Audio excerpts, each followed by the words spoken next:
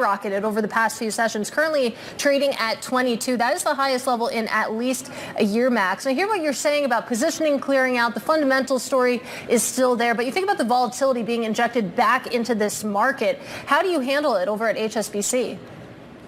Well, in fact, it means that we're very close to buying opportunities. It really means that we're much closer to the end of the dip rather than the beginning of it. What we've done was a study a couple of years ago where we looked at forward returns, not only of things like EM equities or credit, but most plainly equities over rates, equities over treasuries. So when is it time to buy the dip when the VIX goes up? And usually the threshold starts to be sort of 23, 24. Once we start going over 23, 24, then really sort of 3-month forward returns of equities relative to fixed income start becoming really, really favorable. So given that we're almost now, as you've just shown, we're almost at 23 in the VIX, we're much closer to buying territory now rather than throwing in the towel. All right, Max, really great to speak with you. A real different perspective here from what we've been hearing this morning. So appreciate you making the time for us on this Friday. That, of course, is Max Kettner of HSBC. Of course, we have much more on the FOMC throughout the day. At noon, we'll be speaking exclusively to Chicago Fed President Austin Goolsbee.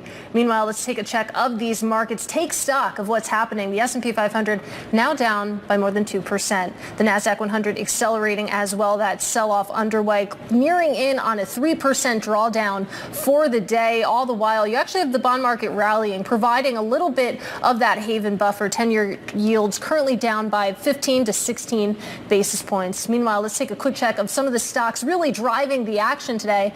Good news on Apple. It's up 1.6%. So we do have some green there, but that's, of course, outweighed by what we're seeing in Amazon with shares down 12%. Even though you have the Max Kettner view, investors broadly spooked by just how much money they're spending. Then Intel, of course, down nearly 30%.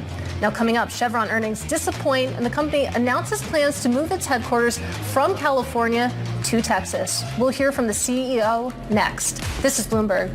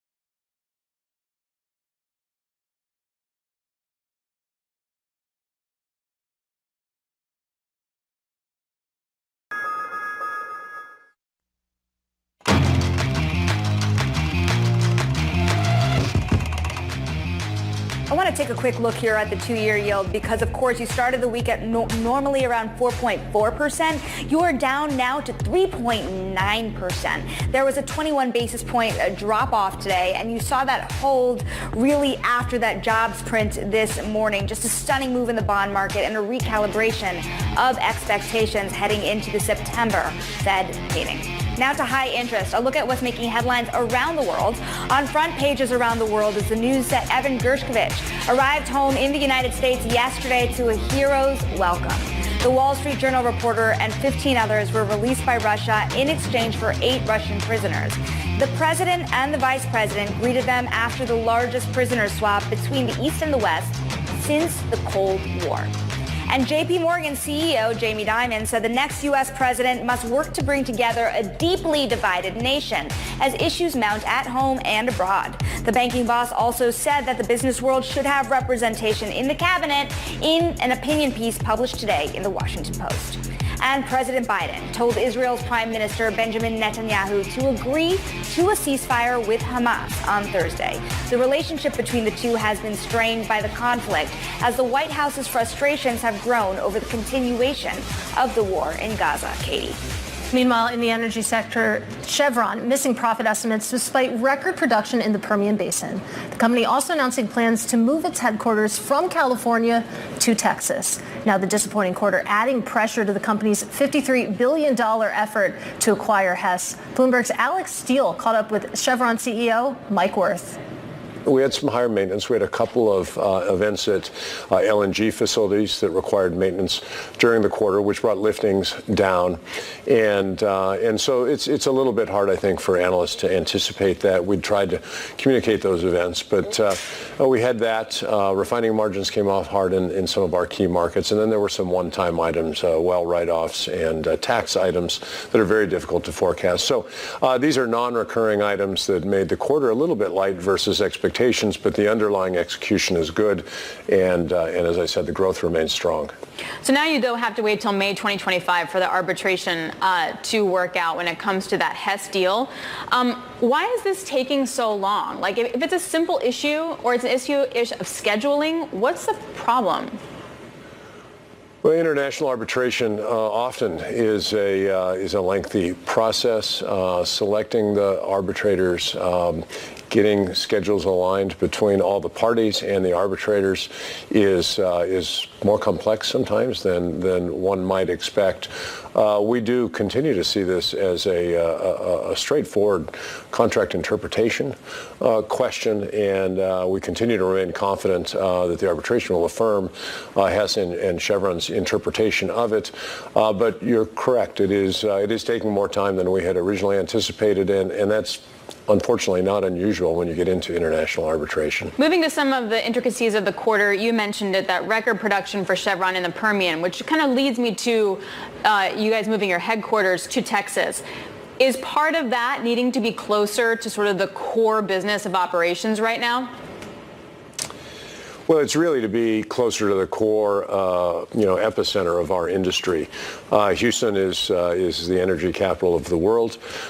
We have key partners that are there, suppliers, vendors, the universities that we do a lot of research with and recruiting from are there. And so it's a natural place for companies in our industry to have their home office and headquarters. And in fact, over the last many years, we've seen our Houston-based employee population go up and our California-based employee population come down. And this is really concluding a process that has been underway. We know how to work around the world in kind of a virtual environment, but there's no substitute for being face-to-face with people in terms of collaboration, innovation, mentoring and development, external relations and engagement. And Houston really is the place for our company to be for all of those reasons. We do have a big business footprint in Texas, which is now larger than our business footprint in California. For many, many years, that was not the case. California was our home, it was our birthplace, and it was where our largest business footprint is. And so that's certainly a change that has occurred, but the primary motivator here is to get our people together to increase engagement and collaboration. So pro-Texas versus anti-California? I wouldn't necessarily put it that way. I would look. We've had some policy differences with California, and certainly California and Texas approach energy very differently, and so we speak up on that. We advocate for policies that keep prices low, that keep supply reliable, that encourage an investment. And California's advanced policies that do the opposite. And so we've certainly expressed our views that we don't think that's good for the California economy. But this isn't a move about politics. It's a move about what's good for our company to compete and perform. And I'm pleased to say that Alex Steele joins us now. Great interview, of course. And I have to say, I didn't know that Chevron was headquartered in California. It seems like Texas would be the natural home here. It does. But remember, the Permian wasn't always the Permian. The Permian was just some rock that no one drilled. So now that that's become so important, whether through Exxon and the Pioneer acquisition or through Noble and a PDC acquisition for Chevron, it does make sense from that aspect. Also, now the U.S. is a huge exporter of energy, right? So it also kind of makes sense for you to be headquartered in the Gulf Coast, which is where so much is also being exported. Plus, they're starting a Gulf of Mexico asset, so that's really big for them now as well. So from that perspective, it'll be a slow, few years until this happens, but that's so part of it. Not necessarily politics that's driving them there. I mean, maybe a little bit of everything. Yes, no. I mean, I don't think politics helps any either at the end of the day. I want to talk a little bit about the pressure here that Chevron is under when it comes to Hess. This is a massive $53 billion deal, a lot of delays. How did they really respond to that uncertainty? I mean, the problem is it keeps getting pushed out, and that's really the problem. That it went into FTC review, yeah, sure. The arbitration was definitely a surprise, but that it keeps getting pushed out and the lack of visibility is actually quite difficult.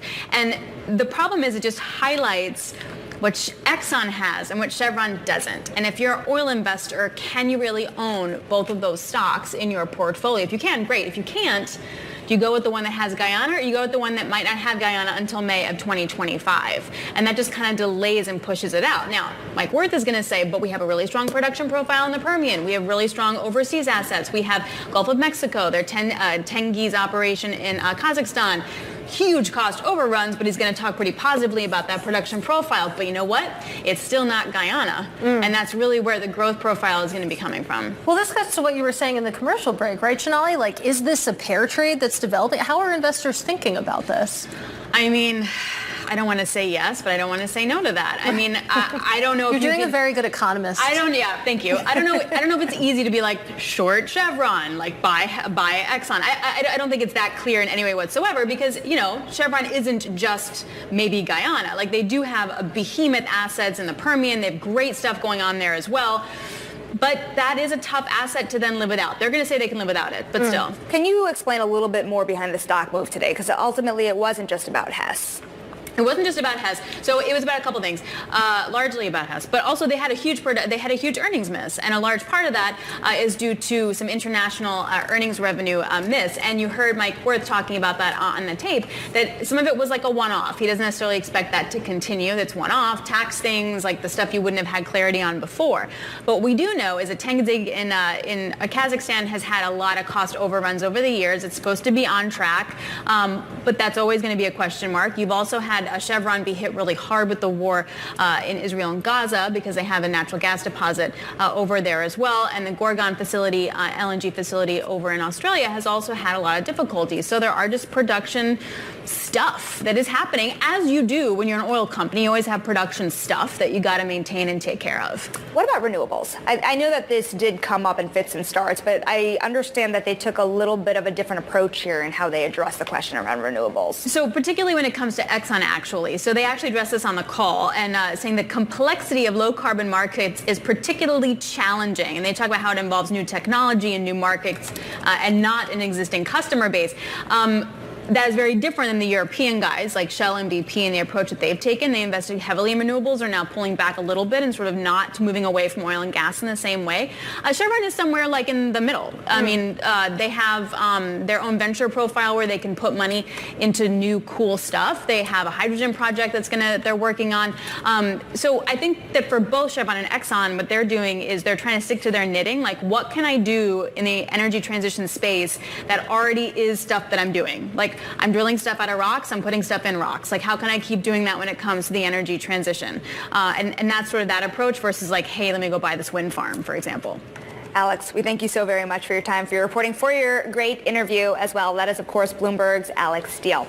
Now, I want to get a check on the markets here because you are seeing a VIX flying to a 25 handle. Remember, we started the week lower to around 16, so a very significant move over the day and over the week. We started the show at 20, Katie. I mean, just sitting here, we see the index level volatility rising. It's like a rubber band. It is like a rubber band, and it is interesting because you had market participants complaining for months, really, that there has been volatility just more in the single stock name, more in the options market. Underneath the surface, you are seeing that come to light in a very significant way. Remember, over the 1 year, the average VIX was 14, so 25 is pretty hefty, and you have to wonder if that will start to stifle some of the capital markets activity that people have been so long awaiting for. I also want to flip up the board here, take a look at yields, because you now have Citigroup coming out predicting a half-point Fed rate cut in September and November. And you look at the rating removes here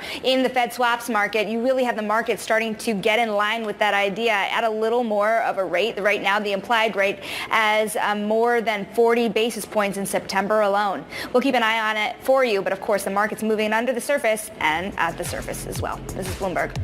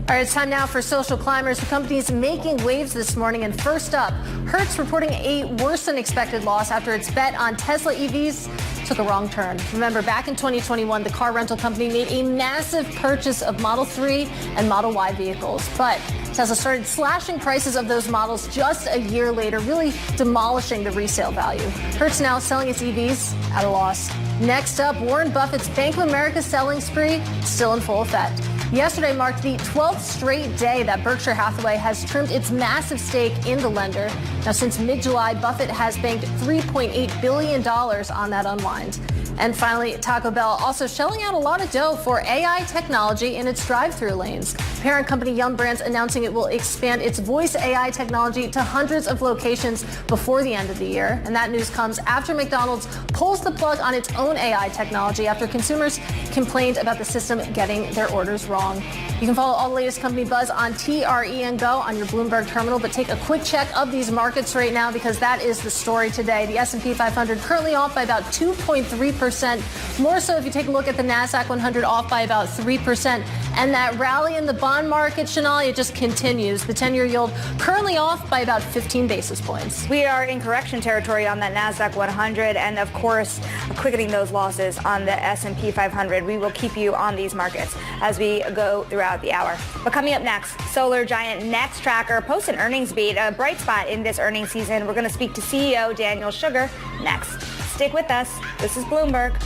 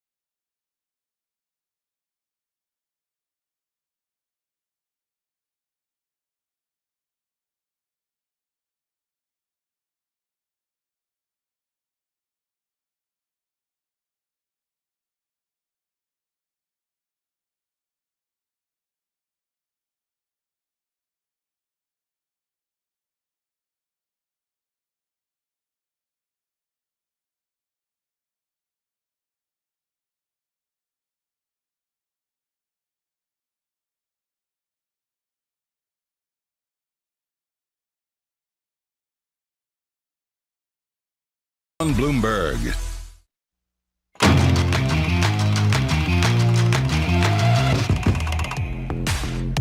Solar giant Nextracker soaking up the revenue in the first quarter, the revenue coming in over $100 million. That is above the Bloomberg consensus estimate. Now, despite that massive beat, the company still maintaining its 2025 forecast. And joining us now, I'm pleased to say we have Daniel Sugar. He is the CEO of Nextracker, which of course is the leading provider of intelligent solar trackers. So let's talk through the guide, because you take a look at the share reaction right now, currently down about 8%. A lot of the sell side pointing to the guide.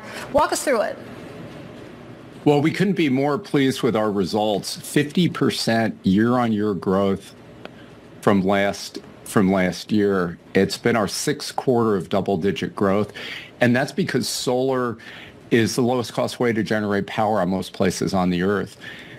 We are forecasting for this year another year of significant growth. This is our first quarter, so we exceeded plan. We're going to manage the business appropriately. To that end, yes, it was only really months ago that you were spun out of Flex. And as a standalone company now, what are you doing differently than when you were not a standalone? Well, we just announced two super exciting acquisitions. We acquired a company called Ojo and another company called Solar Pile International. And let me explain what they do. Nextracker makes intelligent tracking systems that help the panels be aimed at the sun. And what these two exciting companies do is help you practically mount it in difficult site conditions. For example, hard rock, where you can drill and set the foundations of these systems, or in softer soils and places like that. So now that we're a spun out, fully independent company, we're in a very strong liquidity position. What we've done is, in a diligent way, done prudent, disciplined acquisitions to really help increase the total available market and solve problems for customers. And so with that in mind, that strong liquidity position, you mentioned the acquisitions that you've made recently. Are more potentially on the horizon? Well, we're always open to great ideas. The main thing is driving value for customers and helping solar continue to be the lowest cost way, to generate energy, breaking away from polluting industries like coal and nuclear and things like that. And so what we're really focused on is discipline and in our evaluations, and making acquisitions that deliver value and that are accretive over time. Dan, there's a lot of question about what this election cycle means for solar, for other forms of greener energy sources. And if Trump were to win the White House, what would you think the biggest change would be in energy policy, and how would that be impacting you? Right. Well, the growth in solar is really about fantastic technological progress, innovation, and cost reduction. We grew significantly under Obama. We grew more under Trump. And we're growing more now. It's not about politics. It's about what's the lowest cost, lowest risk way to generate power. And the thing folks don't necessarily appreciate is how much power is needed both in the U.S. and abroad. Nextracker operates in 40 countries around the world. And what we're seeing is very strong load growth driven by data centers, electrification of vehicles and other demand, and in the U.S., reindustrialization. So we need power, the lowest cost, best return for investors, and safest way for us to build, which advances our energy security and energy independence, is to use renewable energy. So the other thing Nextracker has done is we've stood up 20 factories with our partners across the U.S. Across the political spectrum, most of our manufacturing facilities are in traditionally red states. And so we're generating thousands of additional jobs. Our industries announced over 150 factory openings in the last few years. So this is really about jobs, energy independence, and lowering costs for customers. Dan, we thank you so very much for your time. Of course, that is Dan Sugar, Nextracker founder and CEO, off the heels of the company's earnings report. Let's go to check on these markets now, because that sell-off still underway. The S&P 500 just off of session lows, but still the sell-off has quickened throughout the morning. You're at 2.3% lower on the day on the S&P 500. Even worse so on the NASDAQ 100, nearly 3% down on the day into correction territory. The 10-year yield has a 14 basis point move lower. Significant moves on both long and even much more so on the short end of the curve. The 2-year yield down about 21 basis points or so, and the VIX just soaring. And joining us now, we're going to talk more about the markets here with Nir Kaysar, Bloomberg opinion columnist covering markets. He's also founder of Unison Advisors, an asset management firm. And you look at the moves that we're seeing today, there's pretty broad-based moves you're seeing in the market. But let's hone in here on what we see in technology, in those magnificent 7 names, now that we have much more information about what earnings look like. Is this a greater selling opportunity at bay when you see how much there has already been selling pressure on an industry that has been a haven industry for so long? Hi, Sonali. I think it very well might be, and investors have to take that very seriously. And because this week, earnings numbers were not as glowing as they might have been, let's say. And that might be just enough of a jolt for investors, which they didn't really need if they were looking at the numbers. And the reason I say that is because for the better part of 10 years, the market in general and the NASDAQ in particular has lived on the earnings growth of the Mag 7, collectively have grown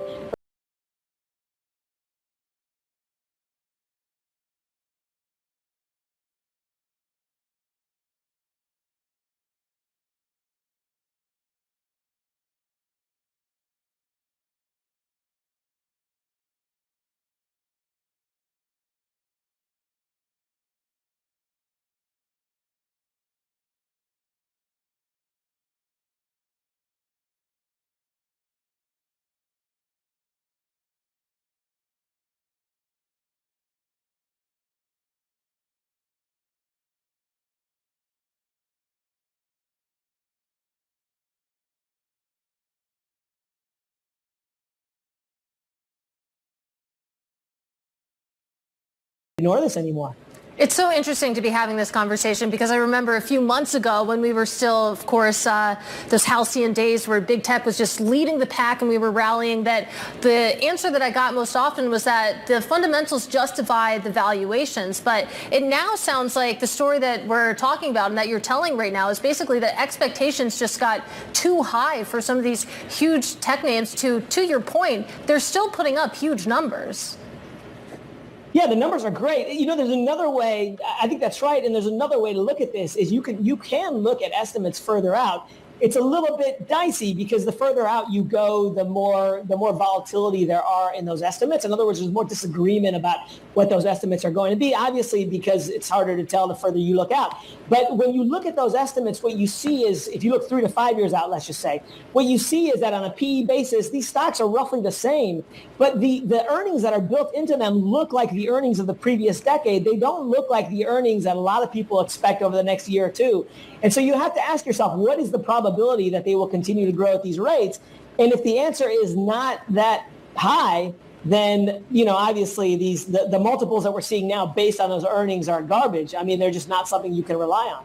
Nir, I want to take a look at the Philadelphia Semiconductor Index. Katie all day has been making this great point that if the big tech companies are getting burned on CapEx, they are still spending, then you would not think that you would see this kind of pain to their suppliers. NVIDIA has Microsoft as a massive client, for example. If they're spending, that would be good for NVIDIA. Yet you see this semiconductor index fall off another 6% today, nearly 7% yesterday. It has been ugly. Most of these names are in the red. Of course, Intel, that is an absolutely spectacular drop that we are seeing today as well. What do you make of this story when it comes to chips, when it comes to semis, when it comes to the infrastructure of this AI story? I think that's a really interesting proxy, Shanali, for what we're talking about now, because ultimately I think the enthusiasm that's built in going forward for a lot of the Mag 7 is around the AI story. It's not necessarily around core business, although there is some of that as well, obviously. And so the question is, and there's been a lot of questions about this, to what extent is that AI story overdone? To what extent is the investment they're making going to pay off? I mean, it has to pay off in the reasonable near term. I mean, if it pays off in 20 to 30 years, that's wonderful, but that's not going to help investors at these valuations. And so one way to think about that is to look at the semiconductor space and to say, okay, what is the enthusiasm around there? Because if the AI story is real, you would think that semiconductors are going to do well. And if there are a lot of doubts about that story, then you would think that that would be the first line to get hit. And I think the fact that you're seeing some softness there tells you, and dovetails in with what we're talking about, I think it tells you that maybe the AI trade or the AI enthusiasm around future earnings is overdone, and we need to start rethinking about what reasonable earnings growth is and what then a reasonable multiple is based on that. And NVIDIA shares down 9% this week. Is just going to be so fascinating to see them report. But we have to wait all the way until the end of August. So we'll put a pin in that. Let's talk about the Fed, because you've seen a lot of big, bold Fed calls come out for what they're going to do in September. Where are you leaning right now? Katie, I do not think I don't think a rate hike is a done deal by any stretch. A rate cut, you mean? I'm sorry. Thank you. A rate cut is a done deal by any stretch of the imagination. In a rate hike, wouldn't that be a surprise? Right. In September. And the reason I say that is because if you look at the dual mandate, on the one hand, payrolls are still growing. The unemployment rate today at 4.3% is higher than it was, but still lower than what a lot of people see as the unofficial Fed target of 5%. And in any event, it's well below what you would see during recessionary unemployment. On the other hand, you have the PCE food and energy year over year that's going down, but it still is about 2.6% year over year over at the last read. And so the Fed is not there yet. And so reasonable people can look at these two things and say, okay, which way should we go on rate cuts? But I think the Fed has already signaled to us what it's going to do, in my opinion, because if you look at what happened in 2021 when they had to raise rates, they waited about 6 months. Inflation ticked up before they even started making noise about raising rates. And then once they got there, they waited another 6 months to actually raise rates. And so they just started making noise at this last meeting about cutting rates. And my guess is they're going to be afraid of a replay of the 1970s. They're going to wait, even though I know everyone wants a rate cut because everybody wants lower rates. I would not bank on it. I think you may be a few meetings away. Yeah, painful history lesson there. Nir, always great to speak with you. Have a great weekend when you get there. Our thanks to Nir Kesar of Bloomberg Opinion. Now let's take a quick check on these markets because the S&P 500 at session lows right now, down 2.6%. Similar story if you take a look at the NASDAQ 100, down about 3%. Meanwhile, that bond market rally building steam, 10-year yields down 16 basis points. This is Bloomberg.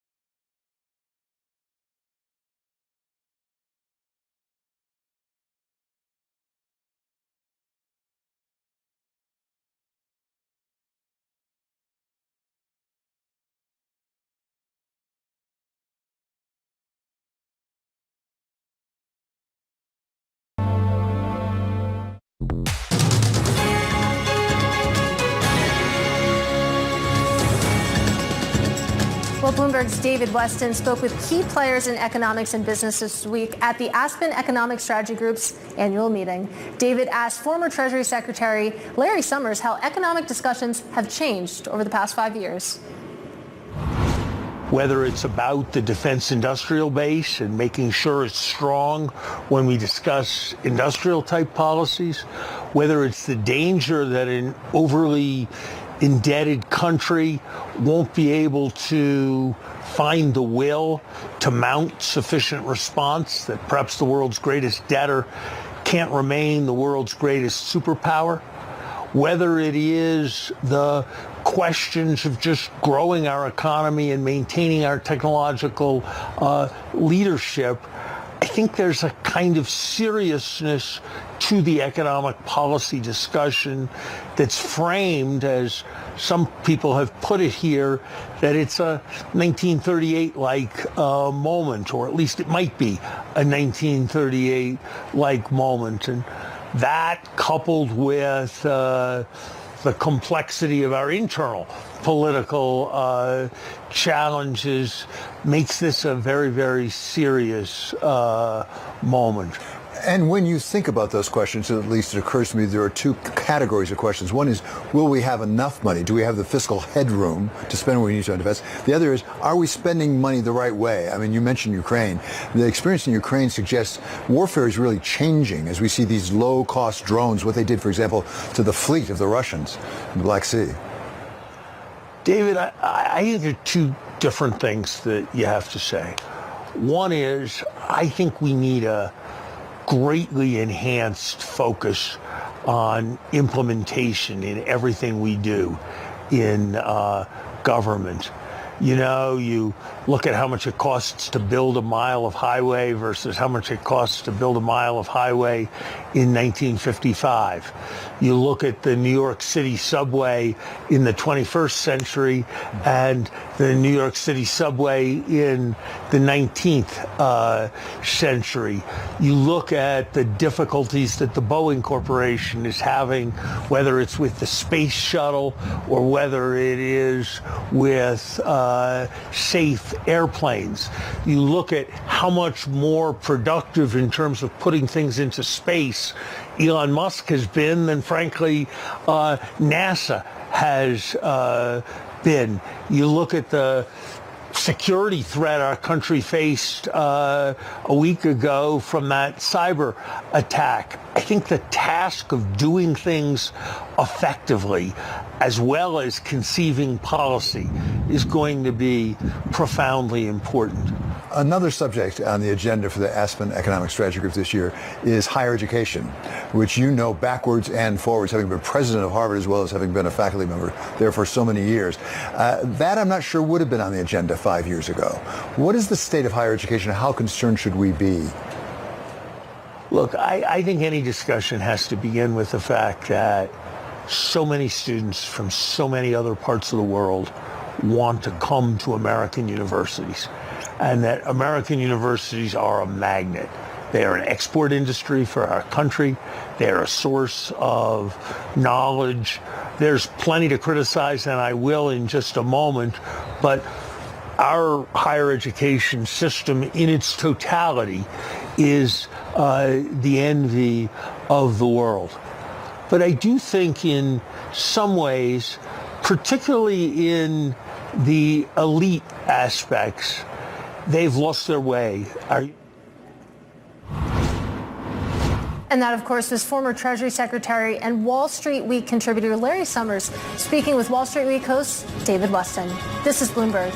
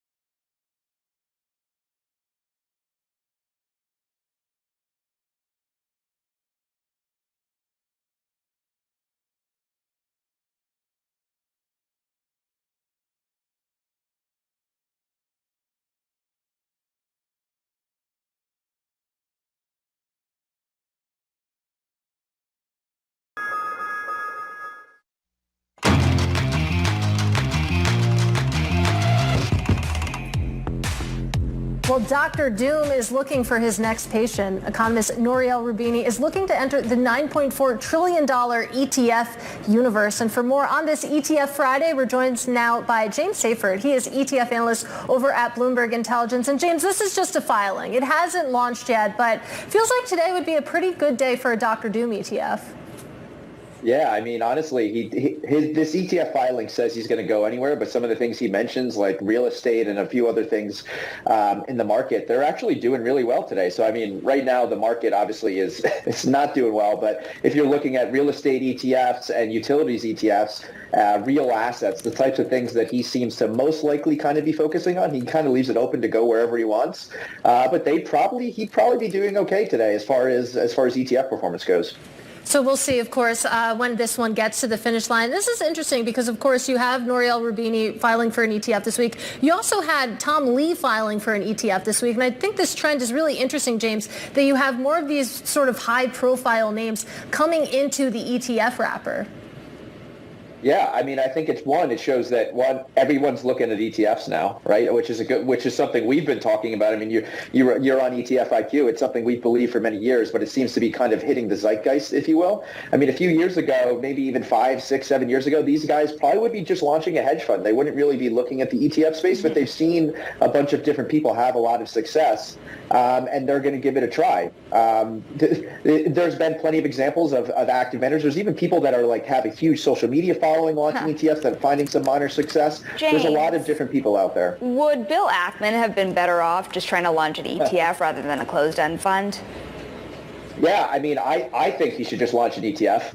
But there are some things you can do in a closed-end fund that you can't do in an ETF. You can issue debt. You can be a little more activist in the way you do things. But I think, honestly, if he couldn't raise the type of money he wanted to raise in an IPO for his closed-end fund, maybe he should just look at launching an ETF, and we'll see what type of interest he actually gets.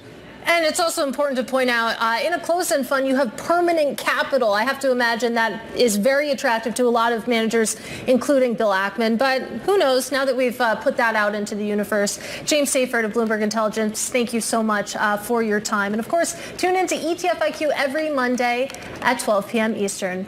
Meanwhile, Wall Street banks, of course, revising their forecasts for rate cuts after today's weak jobs number. Let's get into some of it right now because Goldman adding a third quarter-point cut to their 2024 forecast. Citi predicting a half-point cut in September and November. Pretty dramatic there. And Bank of America now sees cuts starting in September instead of its previous call of December. So it feels like we've all coalesced around September. That had already been the case. Now you're hearing more people say the Fed should have cut this week. They should have cut rates on Wednesday. Yeah, and it's fascinating. You're seeing that violent move right underneath the surface here in the bond market as well. We had the 2-year really drop as low as 384 on the day. We're standing at 3.9% right now, Katie. Yeah. So really significant move. That VIX is now at 27, a 27 handle. If you could imagine, that is more than 10 ticks higher than where we started the week. And as Mohamed El-Erian had been saying all morning, these moves, if they were alone, that's one thing. But the fact that you're seeing the bond market moves again, already extreme bond market moves this week, makes it all the more exciting. And you made a really good point earlier that there has been volatility in this market, but it's been at the single stock level. If you take a look at the average single stock volatility, it's been higher than the VIX, but now you're starting to see it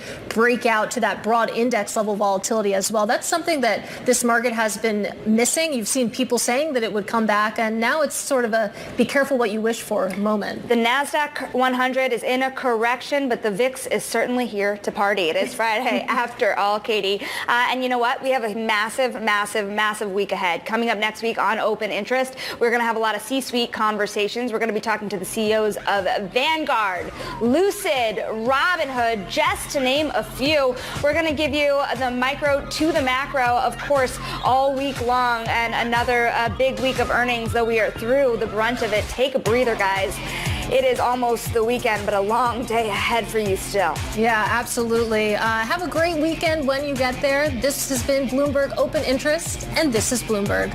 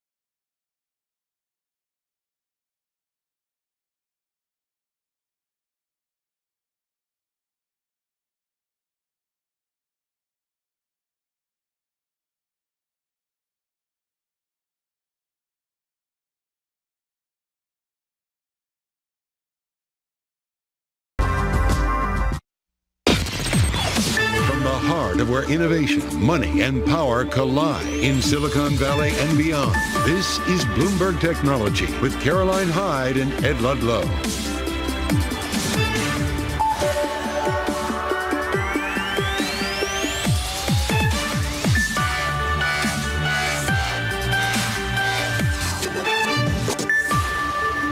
Live from New York, this is Bloomberg Technology. Coming up, the NASDAQ 100 plunges into correction territory as the rotation from big tech continues. Plus, we break down the results from tech heavyweights Amazon and Apple, and Intel shares falling by the most since 1982 as the company offers a grim forecast and slashes thousands of jobs. The picture in financial markets is severe this Friday. The focus is the technology sector. This is the NASDAQ 100 over the course of the week. We are on track for our fourth straight week of declines, matching the run that we saw in April of this year. We have entered a technical correction on the NASDAQ 100. In the moment, about 80 names on that index in the red, fewer than 20 in the green. The story is about 3 names in particular. Let's bring them up. We're going to go into the earnings story with Amazon and Apple with our reporters, and later a detailed look at Intel. Yes, that is a 28% decline. About 15,000 jobs will go. Reduction in CapEx and OpEx. They basically have admitted that they were slow to respond to their reality, that their market's not going well from a top-line perspective. We are going to get deeply into Apple, which is kind of a bright spot. And let's turn to that stock now. We're seeing a return to revenue for the quarter, but Apple not offering much in terms of clues about an upgrade cycle when it comes to the iPhone 16. Bloomberg's Mark Gurman is standing by, and you and I manning the blog last night. A lot of emphasis on Apple Intelligence being a driver for iPhone 16 in the future. I think you and I had some doubts about that, right? Apple knows that artificial intelligence, Apple Intelligence, as they call their suite of AI services, are the buzzwords that gets Wall Street going, right? For the past several quarters, Apple, even before announcing it, had been teasing its new AI features because it knew the market, it knew Wall Street analysts were wanting this. It knew some consumers were wanting this. And so they focused a great deal of the call yesterday, Tim Cook in particular, as well as basically every analyst who asked the question, talking about Apple Intelligence. In my view, I think that Apple Intelligence, at least this year, is still very nascent, and I don't believe it will, or quite frankly should, drive iPhone upgrades this September. I think that's more of a next September and iPhone 17 cycle thing once all of the features are available and we're a year out from that release when more people are looking to upgrade. Greater China was a focus where there was a 6% decline in sales, but Apple told us about the impact of FX and that on a constant currency basis, it would have been a 3% decline. See past that, Mark. What were the product stories for Apple in China? Well, first of all, there was a time when Apple was growing at such a big rate that they didn't need to get into FX, currency headwinds, or anything like that. They didn't have to contextualize these numbers to explain that they're better than they actually look on paper. But that's one thing. But the other thing to note is that they're doing better in China in the second half of the year so far than they were doing in the first half of the year, according to them. So you're seeing a bit of an acceleration for them. And that is coming at a particularly good time, given that this iPhone upgrade cycle is approaching at the tail end of this quarter. So they're going into that with a bit of momentum. And that's certainly positive news for them. So it's not all bad. I mean, if you look at the quarter in general and you look at the stock market today, it's clear why Apple's in the green and almost everyone else in the NASDAQ 100 is in the red. They beat Wall Street expectations. They grew revenue 5%. They returned to revenue growth after declining last quarter. And they beat on analyst forecasts for each of their major product categories plus services. So overall, pretty good day for the company. Bloomberg's Mark Gurman, Chief Correspondent. Thank you. Amazon has told investors that profits will need to take a back seat in favor of heavy spending on artificial intelligence. Here's CEO Andy Jassy on his bullish view for the new technology. We remain very bullish on the medium to long-term impact of AI in every business we know and can imagine. The progress may not be one straight line for companies. Generative AI especially is quite iterative, and companies have to build muscle around the best way to solve actual customer problems. But Wall Street did not like that. Shares down more than 11% in today's trading session, on track for the biggest drop since April of 2022, wiping out about $200 billion in market cap. Let's get analysis with Bloomberg Intelligence analyst Poonam Goyal. You and I were talking in real time after the numbers dropped, right? And I said, where's the CapEx number? We did get one. Your reaction to it? Yeah, it's higher than we had expected. So they did $30.5 billion in the first half. They expect 2H to be higher.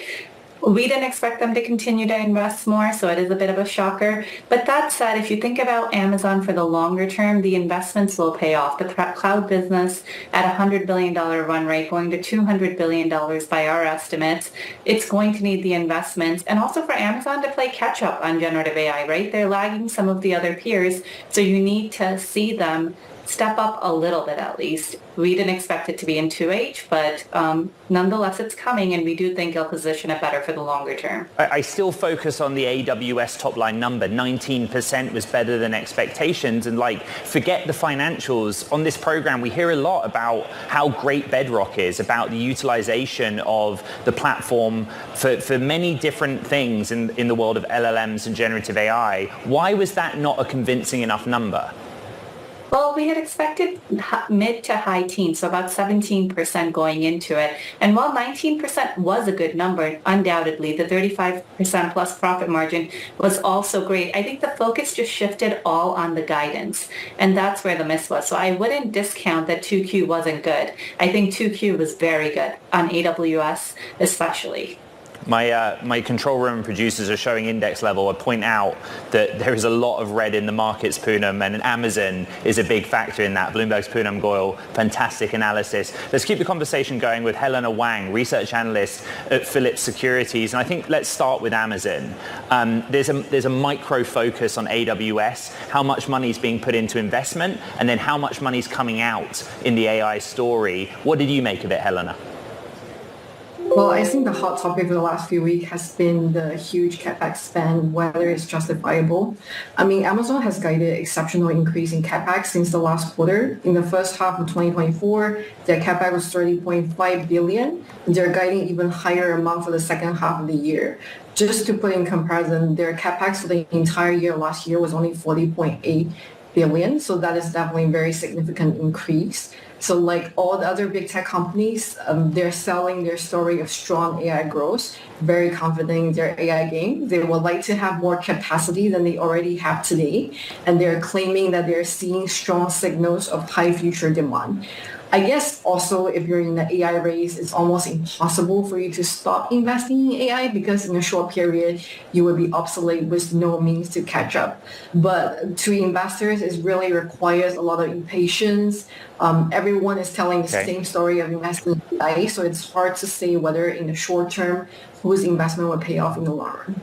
Helena, just focused on AWS, we've hardly discussed the retail business or even advertising. Did you see anything in those segments of the business that interested you?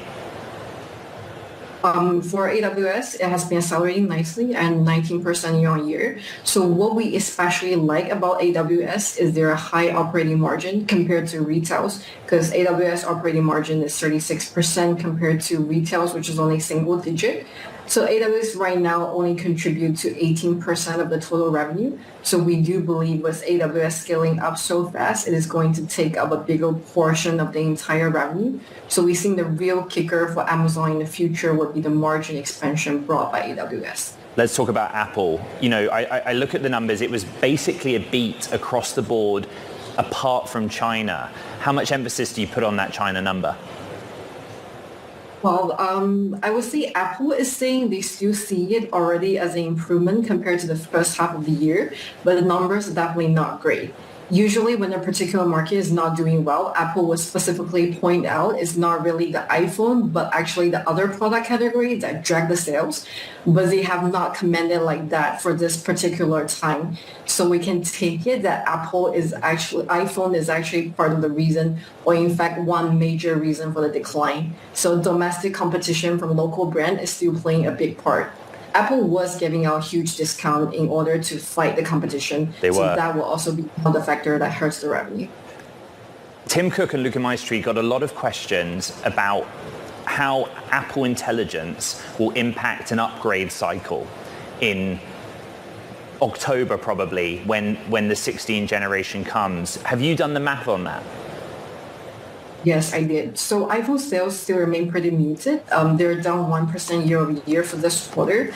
If you actually do the math, they're guiding for 5% growth rate in the next quarter. So factor in service sector, which is continually growing double digit, and iPad, which grew pretty well, also double digit in this quarter. So we're probably not going to give so much in the next quarter in terms of iPhone. It's probably going to remain flat or actually perform more poorly. So we're thinking that Apple Intelligence boost for the product cycle that everyone's been waiting for is probably unlikely to be seen in 2024. It's more of a 2025 story.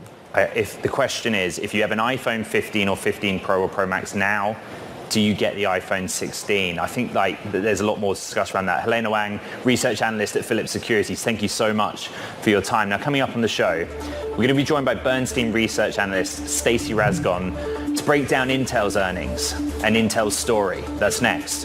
This is Bloomberg Technology.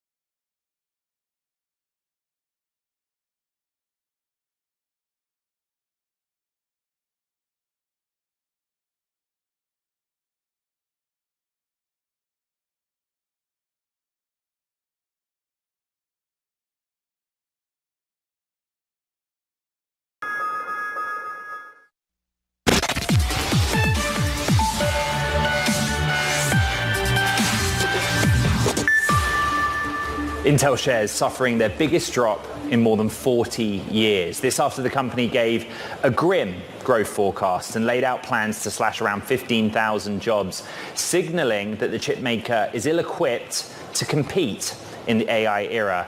I want to bring in Stacey Rasgon, senior analyst at Bernstein Research, leading semiconductor coverage. I ask you where you'd like to start, Stacey. Which of the many things announced and the sort of guidance given is the most important factor here? Yeah, so I mean, the quarter itself, revenues were actually not too bad. It was the gross margins that really killed them.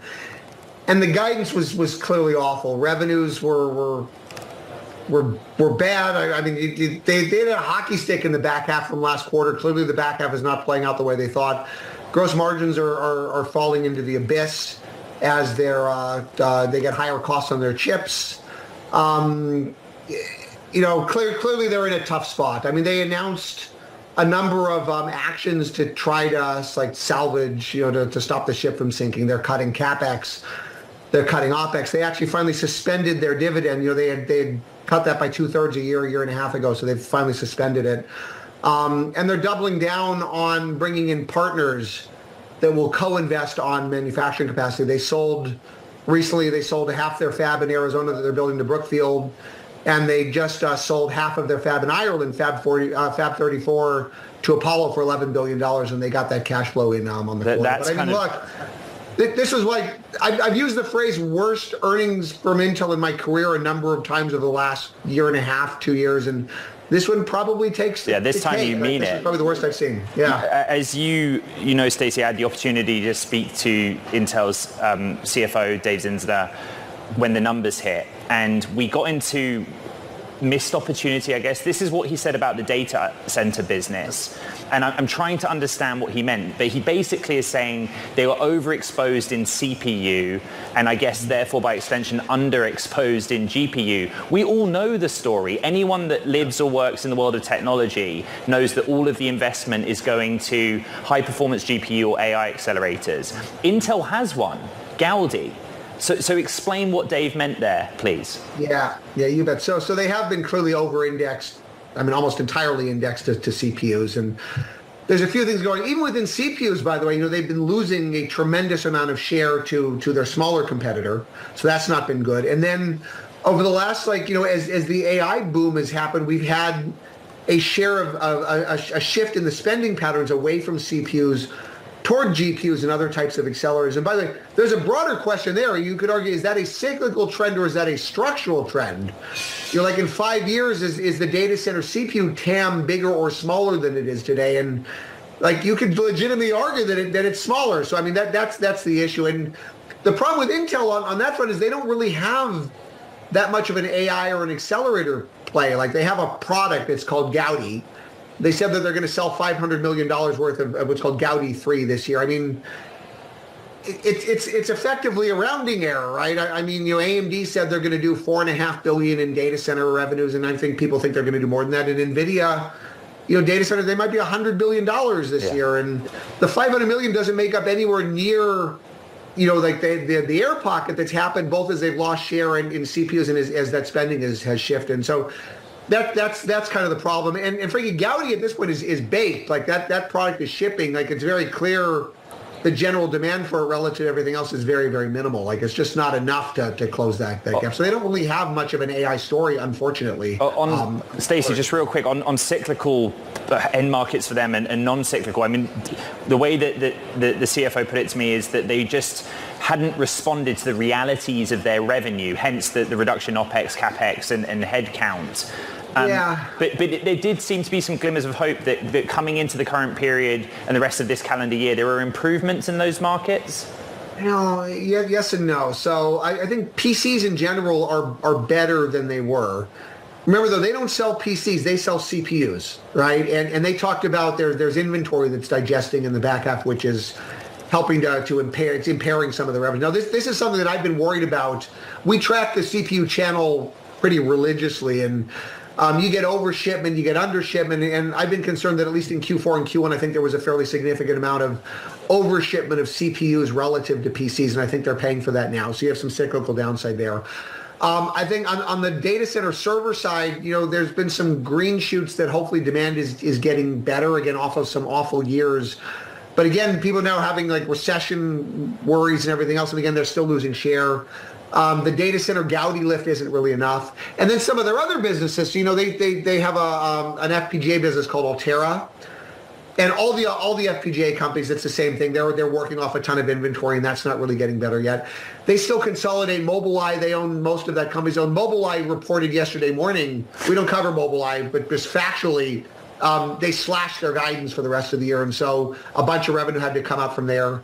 It's just not great. And part of it, I think, is their own doing. Last quarter, they had sort of suggested we'd be seeing above seasonal growth in the back half, and it's clearly not happening. The macro's getting worse. And then on the cost side, again, they've got some incremental cost headwinds that are pretty severe that are impacting gross margins and cash and earnings and everything else. So.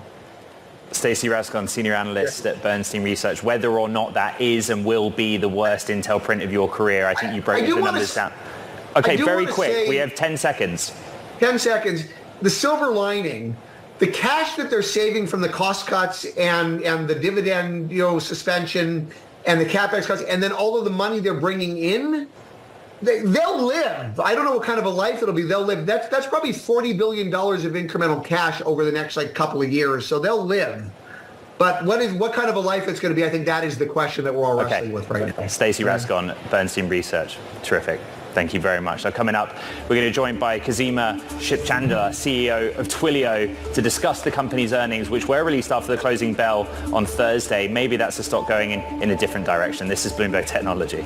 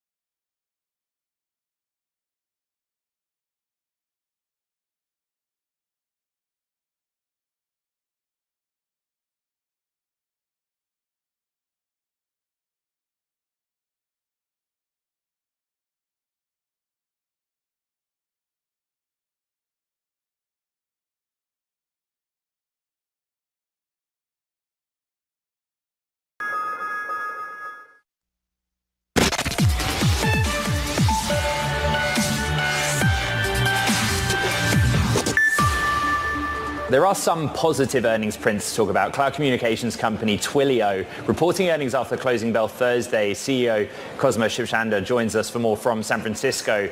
A big focus on growth that's coming in the second half, growth that is kind of evidence now.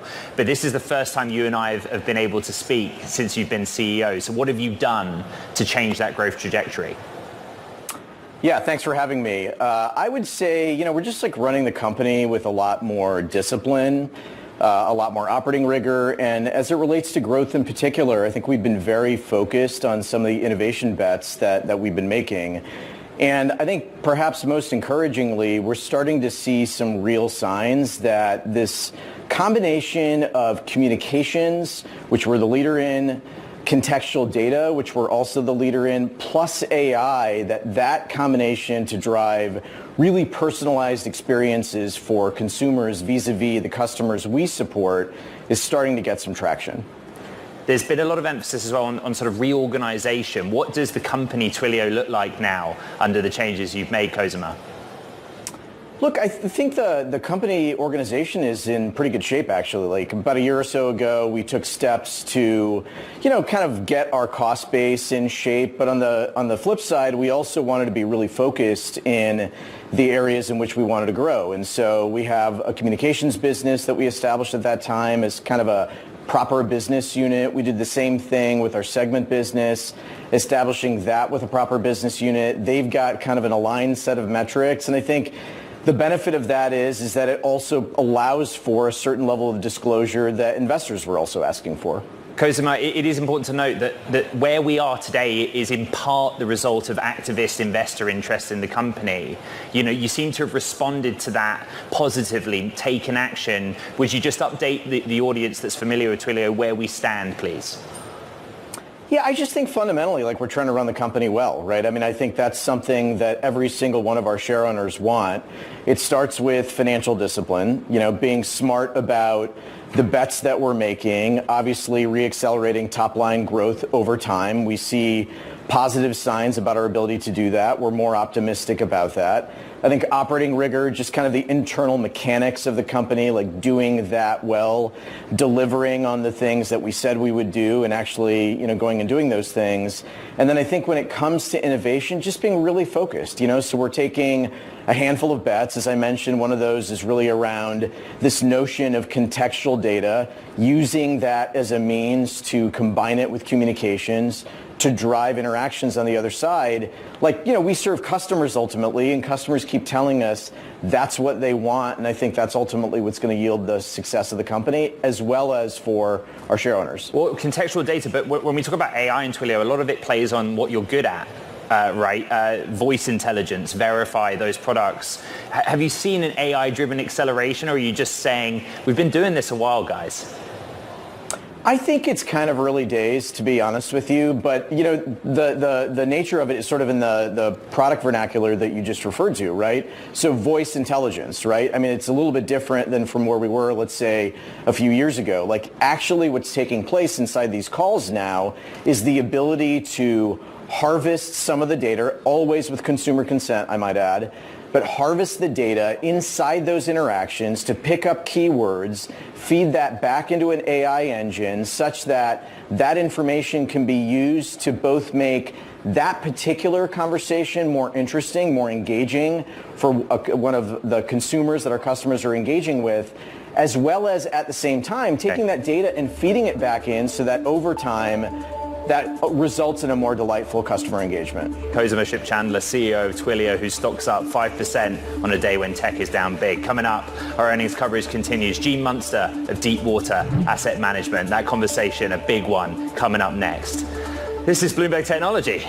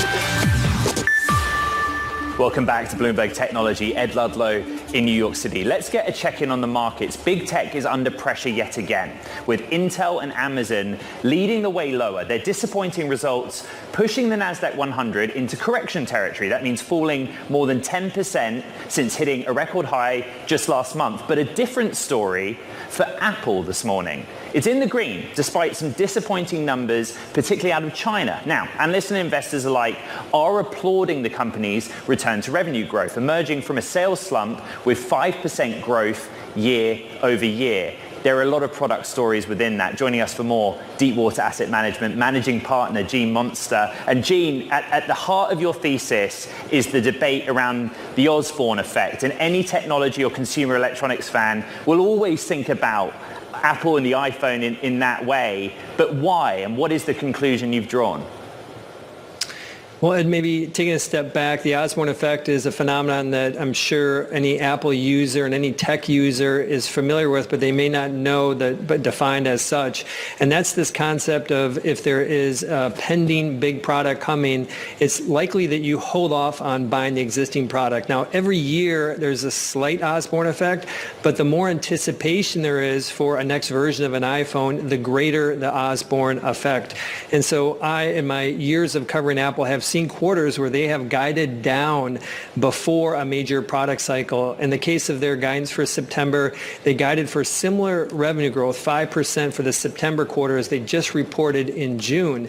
And so effectively, they are bucking the Osborne effect in front of what is a highly anticipated cycle. And why that's so important is that's a sign that consumers simply can't live without Apple devices. It's that they still, even though it makes sense for them to hold off for just another month or two, they can't do it because they need these phones to continue to basically live their lives. And so I think that this was, even though the guidance was effectively in line for September, I think it really sent a powerful message to investors, the strength of their product line. I think that's why the stock is up today.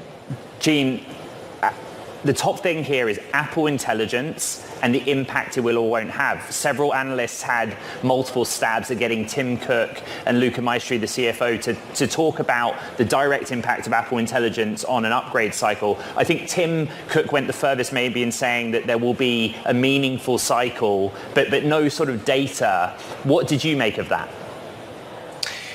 And he added that they just don't know until they know, and I think he was being reasonable. I think what I make of it is I think it's a kind of a responsible, judicious response from him.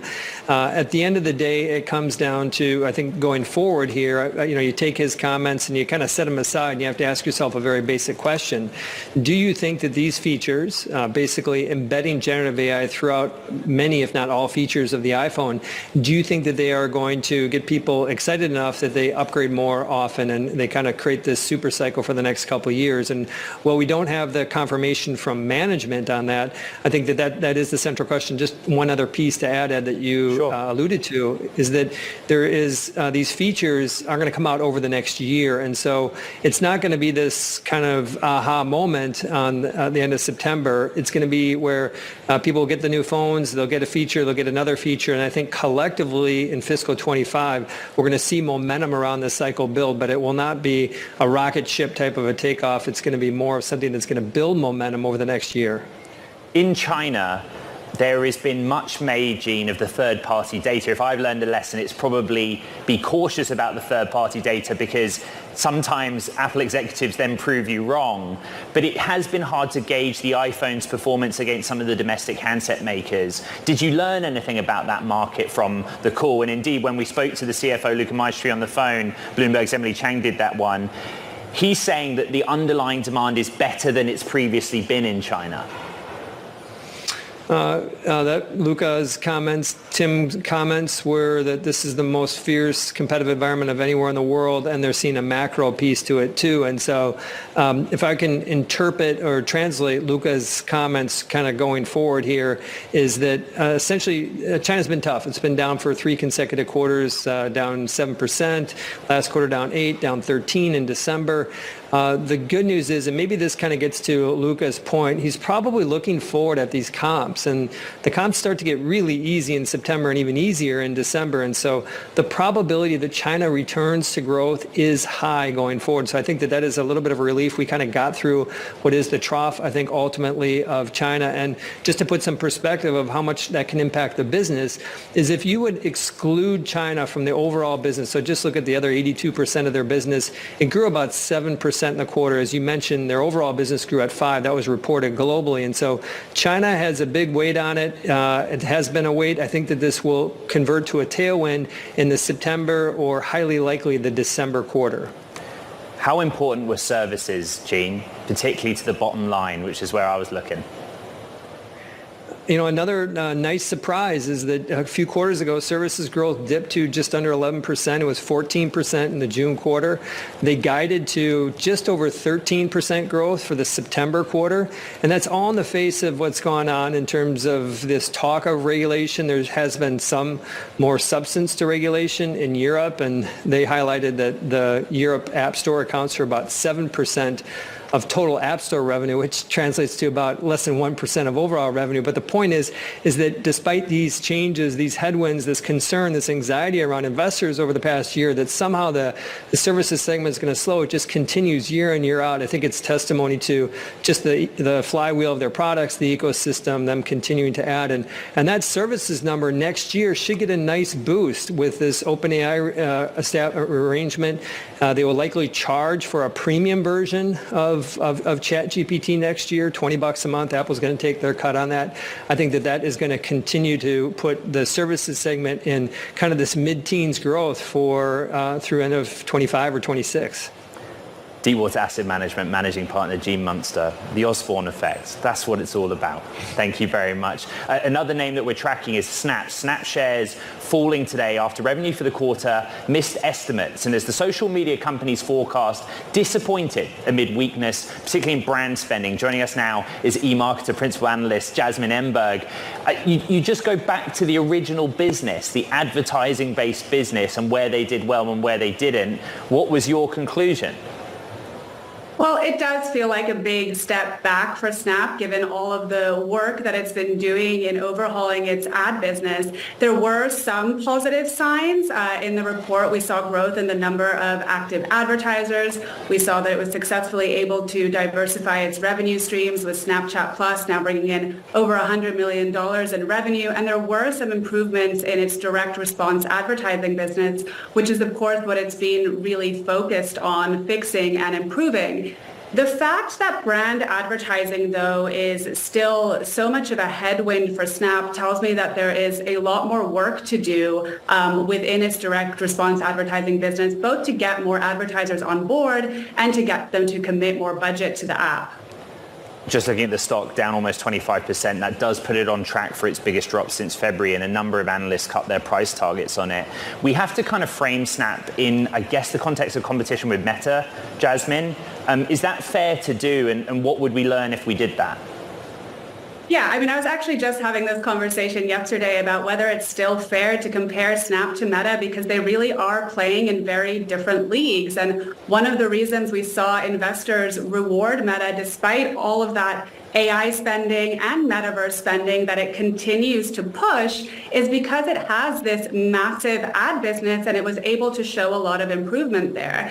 Snap is a much smaller ad player, and it has struggled to keep up, and it's still working to catch up with Meta, and so it really needs to be focusing on that. Now, it's not small by any means. We also heard that 850 million monthly active users was the number of users on the app now, so I think a lot of times it's framed as being the small player, but certainly isn't. But in terms of scale, definitely still smaller than Meta. Jasmine Emberg of eMarketer, great to have you back here on Bloomberg Technology. Thank you very much. Now, coming up, we continue earnings discussions. We're joined by Ravi Inakonda, CFO of DoorDash, to discuss his company's earnings, which were released after the bell Thursday as well. And again, a rare bright spot in what's a pretty big day of red on the screen for markets this Friday. That conversation's next. This is Bloomberg Technology.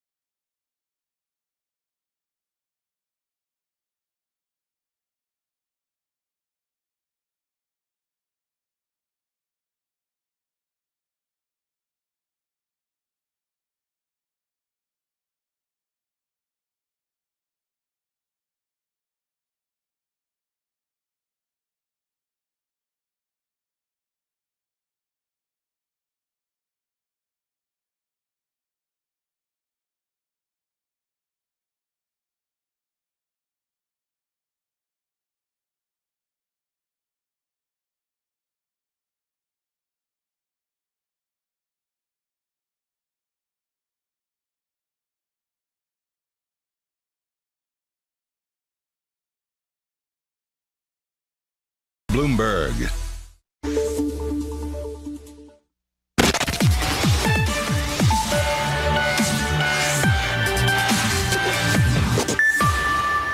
Back to earnings, DoorDash, which reported Thursday after the closing bell. Strong outlook, particularly on the bottom line for the fiscal third. CFO Ravi Anaconda joins us now for more. I'm going to do something a bit different here, Ravi. We know the numbers. The outlook's good. I actually just want to talk a bit more about the platform and where this growth's going to come from, beyond restaurants, into new product categories, because I think that's a real point of emphasis for a lot of investors this morning. So give me the near and long-term future of how you're going to be driving that growth. Absolutely, Ed. Yesterday, somebody on the media said, we are redefining convenience. That's truly what you are seeing on the platform. We went from being one product in one country to being multiple products in over 30 different countries. We're really excited that more than 20% of our users today look to DoorDash to order their groceries, convenience, retail products, and that was just up from 0% just a few years ago. And we are doing this successfully in over 30 countries where the demand has been overwhelmingly positive. But Ravi, is it a specific category? You know, I think about the types of things you use an app-based service to get to you conveniently, right? Is it alcohol delivery? Is it cosmetics, beauty, fashion even? What are the areas where you think, okay, we're going to get big on this area? Grocery has been a large component for us. We have more number of users at today ordering grocery than ever before, and they're ordering more times than ever before. And the reason is we've increased the selection. On the East Coast, we've added major brands such as Ahold and Wakeford. The improvement in selection is what you're seeing driving the growth in grocery. At the same time, retail is an exciting part. Consumers are very excited about getting their products instantly when they order beauty products from Sephora or Ulta Beauty, which are other major brands that we've added. Number two, what we're seeing is the strength in new verticals, which is categories outside of restaurants, continues to be strong, not just in the US, but in many of our international markets as well. So you're seeing strength not just in grocery, you're seeing strength in retail, you're seeing strength in beauty, alcohol, many categories, outside of our core restaurants business, while the restaurants business continues to grow quite nicely as well. I think back to the earlier days of covering Uber and this obsession with adjusted EBIT. There was trust me, there was an obsession. The question for DoorDash is on operational profitability. You've given a pledge before on timeline. What's the latest? Our financial North Star is driving long-term free cash flow per share. You're seeing the business do really well and continuing to drive free cash flow higher. When I measure and monitor the business, to me, free cash flow is truly the health of the business. And when you look at adjusted EBITDA as well, that's at an all-time high.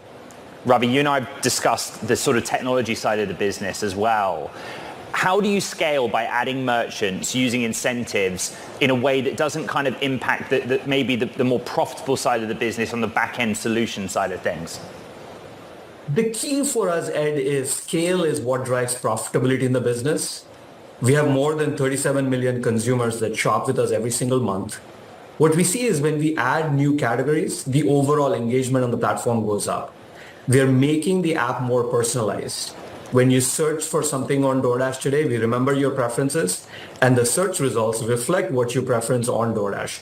All of this ultimately is driving users to come back more often. They spend with us a lot more. We are driving value not just to consumers, but also to merchants. And you're seeing us driving growth for merchants as well. The combination of all this is what's driving ultimately the growth as well as the profitability in the business. Ravi Anaconda, DoorDash CFO. It's great to catch up, have you back here on Bloomberg Technology. Thank you. There are other news stories. It's time for Talking Tech. And first up, Nintendo profits free fall 71%. The gaming company posted just $365.1 million in profits in the 3 months through June. This as consumers hold off on purchases as they await a new flagship game console that replaces its now aging Switch in its 7th year.